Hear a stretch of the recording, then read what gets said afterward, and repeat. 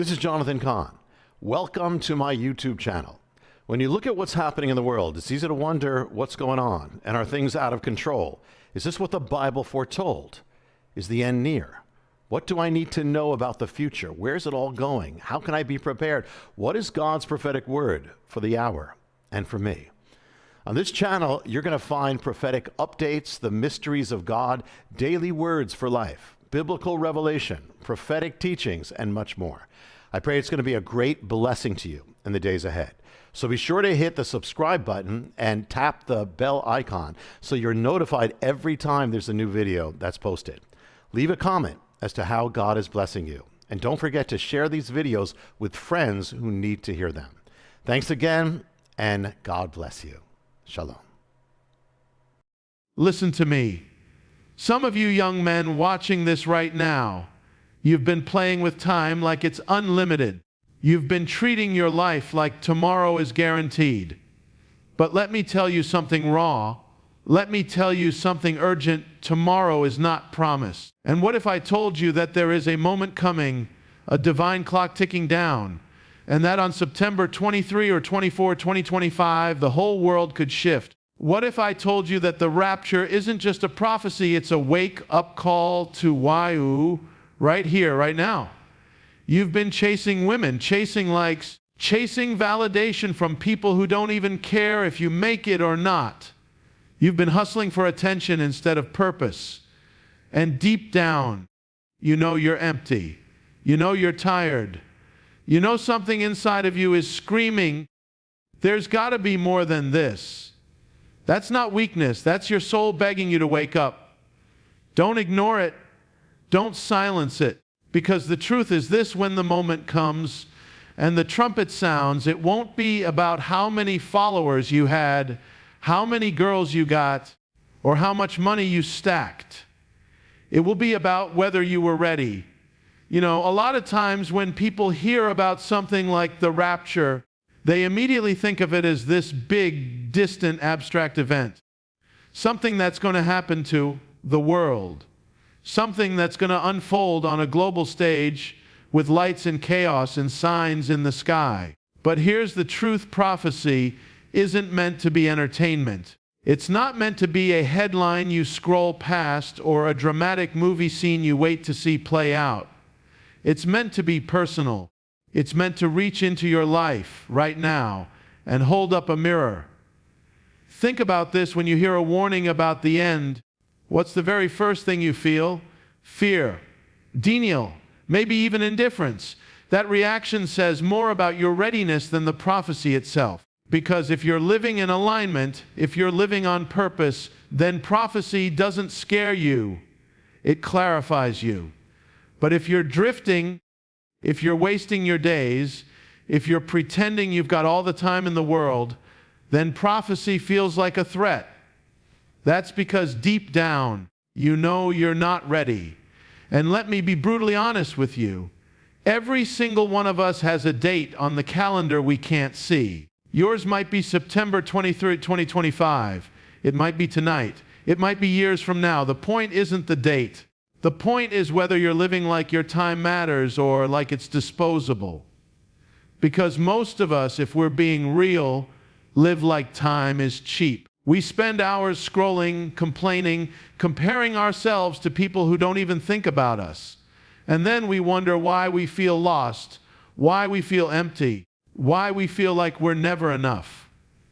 So when I say the rapture isn't just prophecy, it's personal. I mean, it's a direct call to check your life. Are you living for something beyond yourself? Are you building something that lasts?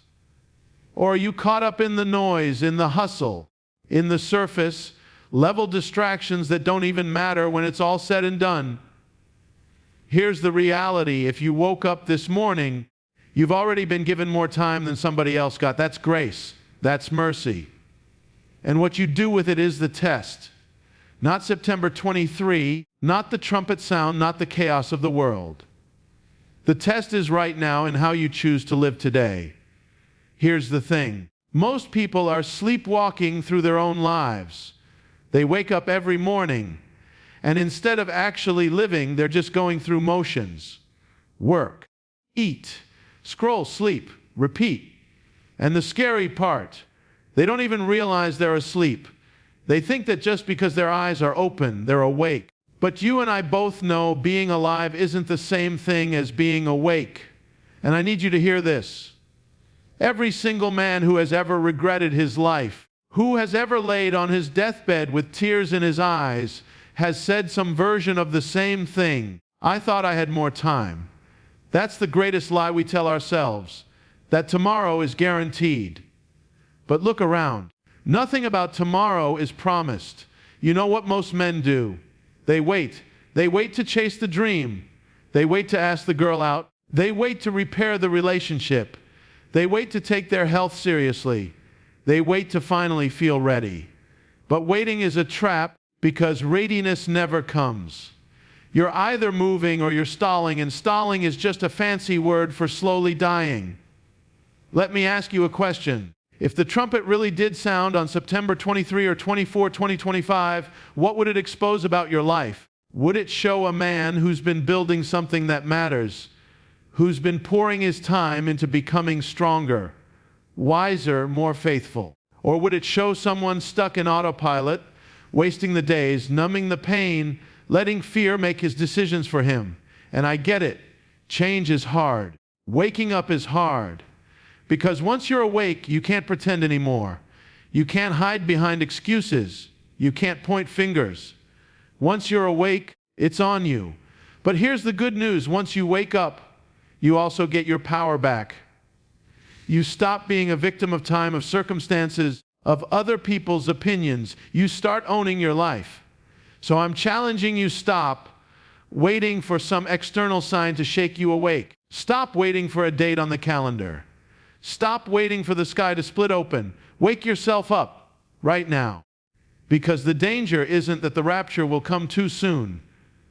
The danger is that your life will end and you'll realize too late you never truly lived it. You want to know what the real test of a man is. It's not the money in his bank account. It's not how many women he's dated, how many followers he has, or how good he looks when he walks into a room. None of that is the test. The real test is what happens when life pushes you to your breaking point. What happens when the things you thought made you strong get stripped away? Because that's when the truth about you shows up. See, anybody can look confident when everything's going their way. Anybody can play the role of the strong man when the bills are paid, when the girl is smiling, when the path is easy. But that's not where strength is measured. The real test is when the storm hits, when your plans fall apart, when you've got no one cheering for you. That's where you find out who you really are. And let's be real here. So many men fail that test. They fold under pressure. They hide. They distract themselves. They run. But you don't have to be one of them. Because the truth is, every test is an opportunity. Every setback is a chance to build the kind of strength you can't fake. The kind of strength that doesn't come from pretending, but from enduring. I want you to think about the men you respect most, not the flashy ones, not the loud ones, but the men you'd call when everything in your world is falling apart. What makes them different? It's not that their lives are easier. It's that they've faced their storms and they've stood their ground. That's what made them trustworthy. That's what made them leaders. That's what made them men. And if you're sitting here thinking, I'm not that guy, let me remind you of something. Nobody starts out strong. Nobody comes into this world with all the answers. Strength is built in the fire. And maybe right now you're in that fire. Maybe your relationships are rocky. Maybe your career feels like it's going nowhere. Maybe you're waking up every day wondering if any of this even matters. And as painful as that feels, that's the exact moment you're being tested. The real test of a man isn't about perfection. It's about refusing to quit when quitting feels easier. It's about standing up again when life knocks you flat. That's what defines you. That's what builds a legacy. And if the rapture does come tomorrow, that's the version of you that matters. Not the one with the perfect resume, but the one who refused to fold under pressure. You know what's dangerous? Success. Not real success, but the illusion of it.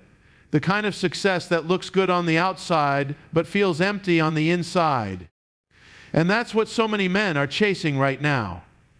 They've got the car, they've got the job title, they've got the right pictures on Instagram. To the world, it looks like they've made it. But behind closed doors, they're restless. They're lonely. They're unfulfilled. And I'll tell you why. Because we live in a culture that trains men to chase applause instead of purpose. You're told that if you just earn enough money, if you just get the right woman, if you just buy the right things, then you'll finally feel whole. But here's the truth. None of that will fill the hole inside you. That hole was never designed to be filled with things. It was designed to be filled with meaning. And you don't get meaning by impressing people who don't even care about you. You get it by living in alignment with what you were created to do. I've seen men hit their so-called dream goals and still wake up miserable. They worked 70 hours a week. They sacrificed relationships. They climbed to the top of the ladder. And then they realized it was leaning against the wrong wall. And now they're stuck, wondering why the success doesn't feel like success. That's the illusion. You think the next achievement will fix you.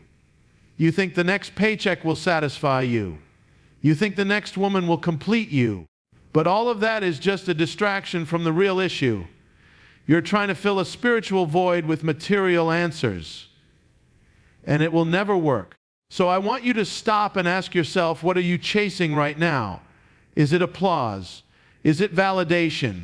Is it something that looks shiny but feels hollow? Or are you chasing something deeper? Something that, even if nobody else noticed, you'd still be proud of. Because let me tell you, success without purpose is failure in disguise. And the day will come, whether it's September 23rd, 2025, or 50 years from now, when you'll stand face to face with the truth. And in that moment, it won't matter how many followers you had. It won't matter how expensive your car was. What will matter is whether you lived a life of meaning, whether you used your time wisely, whether you became the man you were created to be. When people talk about leadership, especially men, they think strength means control. They think it's about being the loudest voice in the room, about having the final word, about never showing weakness. But let me tell you something, real leadership, the kind that actually transforms lives, is rooted in love. And I don't mean the soft, sentimental version. I mean the kind of love that requires courage, sacrifice, and discipline. Think about the people you admire most in life. It's not the boss who barked orders. It's not the guy who flexed his ego every chance he got. It's the person who showed up for you when it mattered. The person who stood beside you when you felt alone. The person who believed in you even when you didn't believe in yourself. That's leadership. That's love. But here's the challenge: love is risky. Love demands that you open yourself up. Love asks you to put someone else's needs ahead of your own. And that's scary because most men have been trained to guard themselves, to protect their pride, to keep their walls high. We think vulnerability makes us weak. But the truth, vulnerability is the strongest thing you'll ever do because it means you're brave enough to stop hiding. And don't confuse love with being passive. Love isn't about letting people walk all over you. Love is about responsibility. It's about setting the standard, holding yourself accountable, and lifting up the people around you. It's about saying, I'm going to show up every day, not just for me, but for the people counting on me. That's what makes you a leader. That's what makes you a man people can trust. So ask yourself this in your relationships, in your family, in your friendships. Are you leading with love, or are you leading with fear? Because fear builds walls, love builds bridges. Fear isolates, love connects. Fear leaves you empty, love leaves a legacy. And when the day comes, whether it's that date on the calendar or an unexpected moment, What will define you is not the trophies on your shelf, but the lives you touched. Did you love? Did you give? Did you lead with your heart? Because at the end of the day, that's the only measure that matters.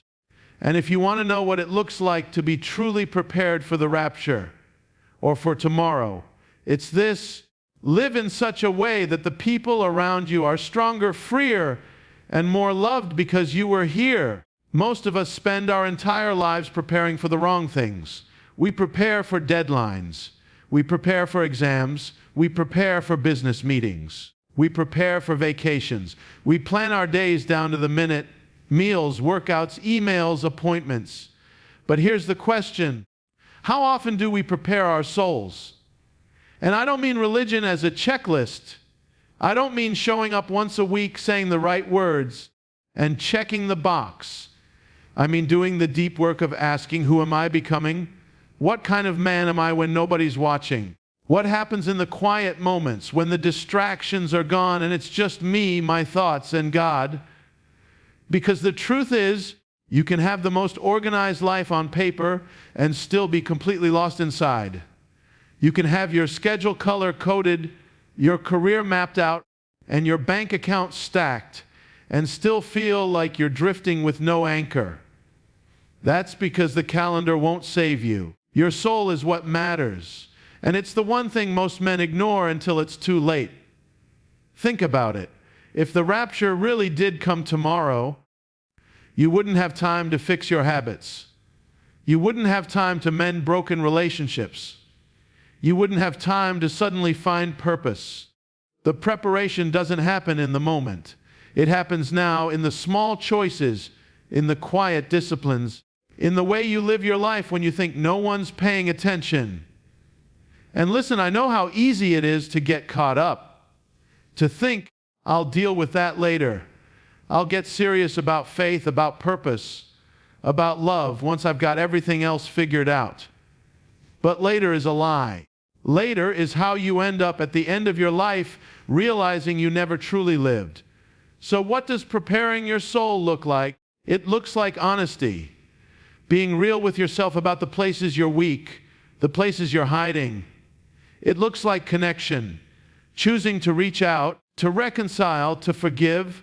It looks like alignment, living in a way where your actions match your values, not just your ambitions. And above all, it looks like presence, waking up every single day with the mindset that this day matters, that this breath matters, that this moment is not disposable. If you can do that, if you can live in preparation, not panic, you'll never fear the date on a calendar, because you'll already be ready, not just in your schedule, but in your soul. Listen to me. Don't click off this video and go back to life like nothing happened. Don't you dare let this just be another YouTube video you watch to pass time. If something in this message stirred you, if you felt it in your gut, that's not me talking. That's your wake-up call. That's God trying to get your attention. You've got to stop living like you've got endless tomorrows. You don't. None of us do. The rapture, the end, the finish line, it's coming for all of us. And when it does, you won't care how many hours you spent scrolling or how many people doubted you. You'll only care about whether you stood up, whether you lived with love, whether you left a mark. So here's what I'm asking. Don't just consume this. Engage with it. Drop a comment. Tell me what part hit you the hardest. Tell me what you're done running from. Because when you speak it out loud, you take the first step toward owning it. And if this hit you, if it shook something loose inside you, then share it. Somebody you know, your brother, your best friend, your coworker, he's walking around carrying the same emptiness you've been carrying. Don't keep this to yourself. Send it to him. Be the reason he wakes up before it's too late. And if you're ready for more, if you're ready to stop sleepwalking, to stop waiting, to stop living small, then subscribe. Not because it helps me, but because it keeps you locked in. It keeps you plugged into messages that will keep pushing you, challenging you, reminding you who you were created to be. Like this. Comment, share it, subscribe. Do it right now. Because this isn't just content, this is your call. The clock is ticking, the trumpet is sounding. And the only question left is, what are you going to do about it?